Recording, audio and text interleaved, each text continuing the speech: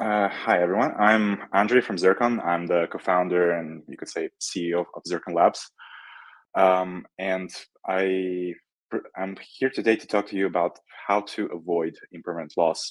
And I actually don't want to make it too much about Zircon. It's just like I want to kind of really explain what it is and maybe essentially explain how you could do that even without using Zircon, but just like using kind of the tools that you have available right now.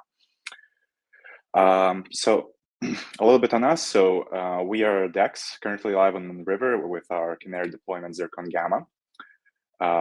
We offer this technology called Zircon Pylon that enables two things: single-sided staking, so you can just supply one token into our pool and earn the fees, the farming rewards.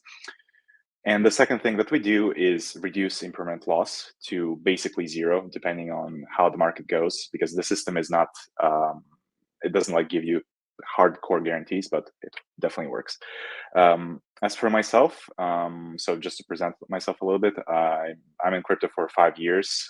It was kind of a trader slash miner slash hacker, let's say. But then my professional career I did in Cointelegraph as a journalist and other places as well, where of course I interfaced a lot of DeFi. I wrote a lot about it, and so that kind of got me interested into this whole world.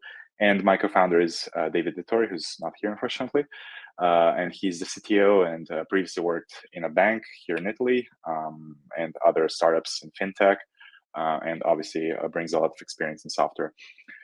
So I wanted to begin first by saying, but like we need to kind of understand what is impermanent loss, because there is a lot of people who are saying that, oh, we solve it, oh, it's our protocol is the best, and obviously we are one of them. And first of all, I think it's really important to understand what it is. So the basics is quite simple. If you join a liquidity pool on a DEX, you will often lose money compared to just holding assets outside of it. And this only happens when the price of one token changes against the other. So this is also why sometimes it's called divergence loss. And basically, if you have, let's say, the second token is USD, then any change on your tokens, let's say Glimmer, is always going to result in a permanent loss. While if you're doing something like Glimmer ETH, then only if Glimmer rises or dumps more than ETH do you get impermanent loss. And the crucial thing about impermanent loss is that, of course, it cuts both ways. So it's like either it goes up or down, you still lose. And the second thing that is also very important is that it compounds. So that means that when you have like a kind of a starting point, if you check what's the impermanent loss at 20% from that starting point, it's going to be actually much higher than the impermanent loss from, let's say, 0 to 10, and then from 0 from 10 to 20, if you sum them up. So that's actually what really, I would say, screws a lot of people when they're supplying liquidity to an AMM. Because let's say you would just want to kind of farm, sit passively and just like come back a bull run later and cash in. You don't get to do that, because if the token rises a lot in value, you have lost a tremendous amount of your potential profits. So that's why people are really afraid of it, and that's why a lot of people are trying to solve it. But there's a lot of people who don't understand why it happens, I think, because there's this bit of common wisdom that basically says that it's because of arbitrage, that when an arbitrage trader does his thing, they balance the pool's price, they extract value from the liquidity providers, and that's why there is impermanent loss. And if you go into kind of the higher ends of like academia and stuff like that, they will try to use like fancy terms like toxic flow, adverse selection, which are basically saying that since you are kind of very slow to update, like you rely on arbitrage traders to update your prices, and because you're doing it on a blockchain which has one block every 15 seconds, it's always going to be much slower than on kind of a centralized exchange, for example. And that's why this adverse selection happens, because this arbitrage trader knows that you're always knows that he can extract value from you, and he knows exactly what's your position. But in any case, if it was only about arbitrage, you could imagine that basically if you make a coin and you have only a single DEX that trades it, then there would be no impermanent loss, right? Because there's nothing to arbitrage it with or against. But I mean, I'm not sure if you tried, but that's simply not true, because it's the impermanent loss always exists, even on, let's say, shit coins, just because that's how it is. It kind of invalidates the thesis about arbitrage, and the reality is that it's all kind of ingrained in how AMMs actually work. So this is a little bit of kind of a handful, but basically this chart, it shows you two lines. So the first one is kind of the ideal return of your portfolio without an impermanent loss.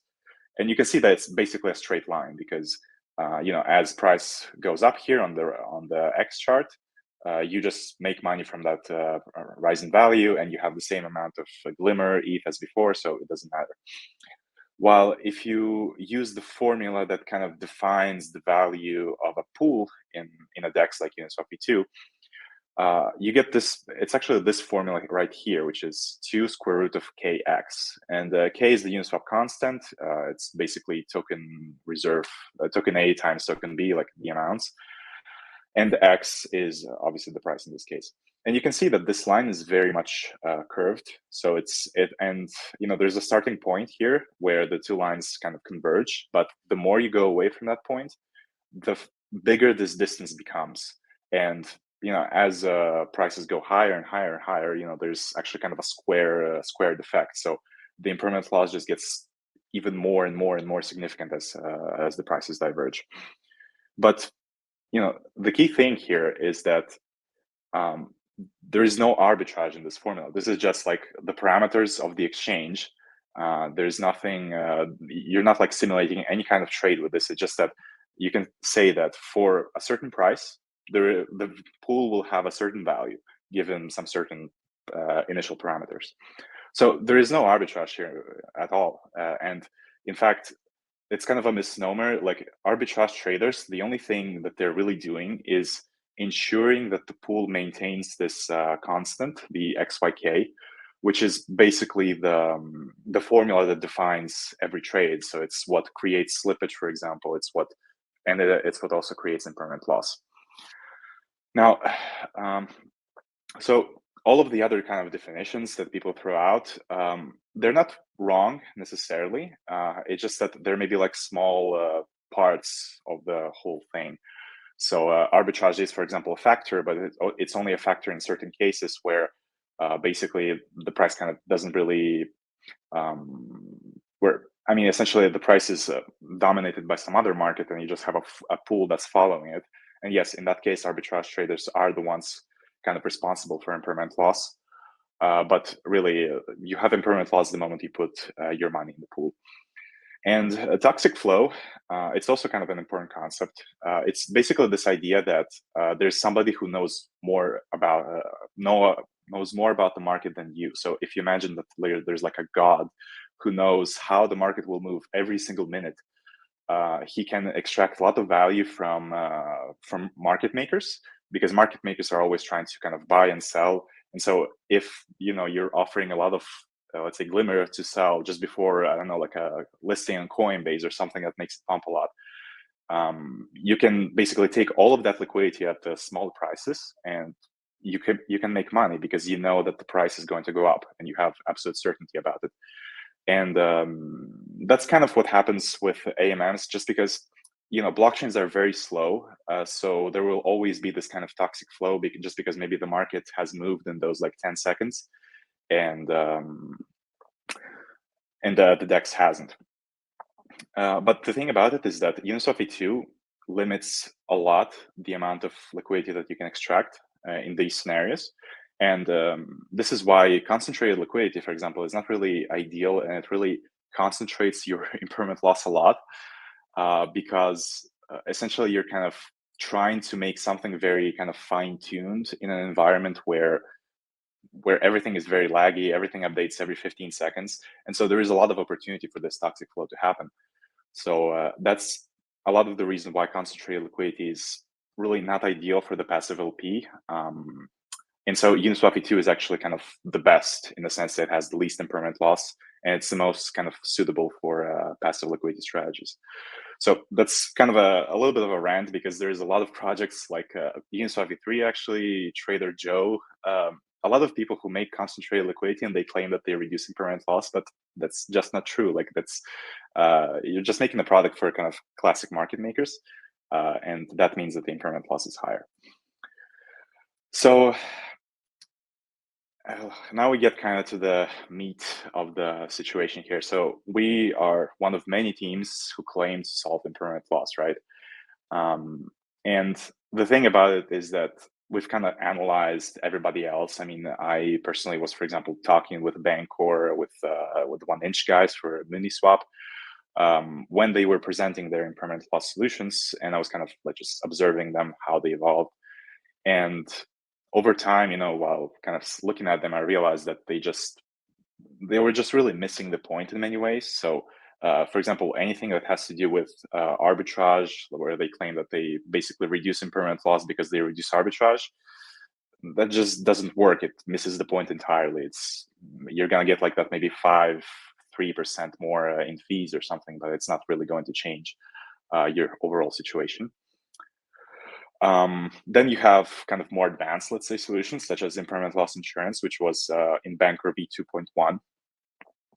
And this one just, it was a little bit tricky, and it worked for a while until basically the market dumped, and Bancor was forced to stop its program, just because otherwise they would have done like a Luna, in the sense that they would just like hyperinflated their token. And you're kind of fighting a squared formula with linear fees, so there's just no way for this to happen. And finally, kind of more advanced approaches are hedging with options, the financial derivatives. But the problem there is just the cost. The IL that you're suffering is huge, or rather the cost of buying that option is huge, while the yield you're getting is much lower. And there is actually another way, which a lot of people, few people talk about, but it's basically something that I call the partial delta follow. And delta is basically the amount of, let's say, ETH that you have. So impermanent loss works by reducing this delta, the amount of ETH or Glimmer or whatever. And so this method tries to compensate for that loss as the prices move over. So you can do this today with just using Aave, Uniswap, or AMM markets. It's probably the only platform that does this right now. Maybe there's like MIM or Maker. But basically, let's say you have some amount of ETH and USDC. Unfortunately, no Glimmer, because they're only on ETH. And you just take those to Uniswap. You get like the pool tokens from Uniswap. You deposit those to Aave, and then let's say that ETH pumps. So you've suffered some impermanent loss. You got a little bit of ETH less than before, and a little bit more USD than before. So what you do now is that you use this liquidity, the pool token, to collateralize a USD debt. So you're basically borrowing some USD, and then you're swapping maybe 50% of that to ETH, and then putting it back into Uniswap and into Aave to kind of recollateralize your position. So what you've created is basically a leverage position on the pool token. And in reality, it's like, this is kind of the key of the strategy, is that as the prices, let's say, rebalance 10%, you say that, okay, I want to get back all the ETH that I lost from impermanent loss. So the next time it pumps 10%, I'm not accumulating my impermanent loss. I'm just like, I reset the accumulation. So the next time I'm only just going to get another little bit of impermanent loss from 10%, but not the full, like from 0 to 20%. And of course, when it dumps, you kind of do the reverse, so you short the token. So as I've said, you still suffer some losses. The downsides are mostly that there's a lot of management. So you have to always rebalance, always keep up with liquidation parameters, because that's obviously you're borrowing something. So there's always a risk of that. In reality, like, the position is kind of self-reinforcing. So if you do things correctly, you should not get liquidated ever, because you're basically balancing it. But it's possible, if you're like slow and the market is just like crashing, that you get liquidated. But the benefit is that it's very cheap. Like, borrowing is maybe 1 or 2, 3% yearly, while the yield you're getting is maybe 15%. So you're actually making money on this, and like the hedge for impermanent loss costs less than what you're actually earning. So it makes sense. But obviously, lots of work involved. So what do? You go to Zircon. So Our technology is like, it doesn't use that, but this is basically the mathematical equivalent of what we are doing. So we have two types of liquidity providers. One is called the float, and one is called the stable. And the float is basically kind of executing the strategy that I described, while the stable LPs are like depositing to Aave, so they're earning yield and they just like keep their USD, ETH, or whatever, and they don't really care about what the other guys are doing. They just want to earn their safe yield, yeah, right? Zircon, though, doesn't have any liquidations, or it doesn't use any lending protocols either. It just like, this is kind of the math of Zircon, and there is no external protocols involved. This is just like the equivalent. And no liquidations does, for example, mean that there is, for example, some risk to the kind of stable LP side, but we do have a lot of like rebalancing and coverage to basically make sure that never happens. And considering that we hedge the impermanent loss as it kind of goes down, it's a lot more resilient than any other system, because those just like let it happen and then try to sort it out later. And some final facts about us. So we launched on Moon River in early October, before yesterday's crash with Sam just rugging the space. We reached like 2 million TVL, maybe a little bit more. We had the success story in ZRGR token. Well, it was the most volatile token that we had, and it went up significantly. And it should have suffered 27% impermanent loss, but most LPs actually suffer like 0 or like -2%, just because of the way the system works. And yeah, I mean, that's kind of where we're at right now. In the next couple of months, we expect to launch a Moonbeam. And this image here just kind of shows you the situation right now in terms of farms and yields. You know, make of that what you will. We have been also audited by Chain Troopers, so there's, I would say, you know, it's just been a great journey, and thank you for listening to me. Hopefully, you guys have some questions, or this was interesting.